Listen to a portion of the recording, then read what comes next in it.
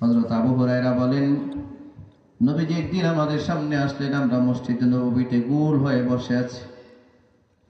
আমাদের সামনে এসে একদিন আল্লাহর নবী বললেন, মাইয়াখুযু আন্নী হাউলাইল কালিমাত। ও সাহাবীরা, আমি এই মুহূর্তে তোমাদের সামনে জরুরি কিছু কয়েকটা কথা বলতে চাই। এমন কে আছে এই জরুরি কথাগুলো মুখস্থ করবে, গ্রহণ করবে আমার থেকে?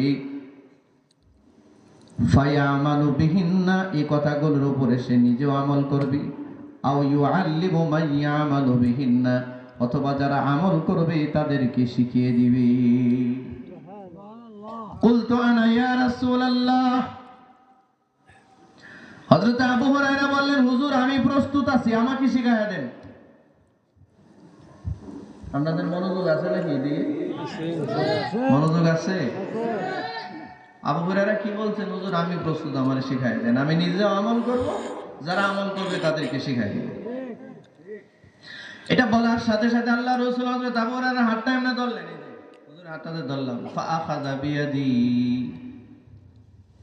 আল্লাহ রাসূল হযরত আবু হুরায়রার হাতটা এইভাবে ধরলেন, ধরে বললেন, ফাআদ্দা খামসাম, পাঁচটা বিষয় আবু হুরায়রাকে শিক্ষা দিলেন। আবু হুরায়রার মাধ্যমে এই উম্মতকে পাঁচটা বিষয় আল্লাহ রাসূল শিক্ষা দিলেন। এক নম্বরে আল্লাহ রাসূল বললেন, ইত্তাকিল মাহারিমা তাকুন আ'বাদান নাস। আবু হুরায়রা, তুমি যদি সত্যিকারে বড় ইবাদতকারী হতে চাও, তো আল্লাহ যা হারাম করেছেন হারাম বস্তুকে বর্জন করো, হারাম ছাড়ো, তুমি বড় ইবাদতকারী হয়ে যাবে।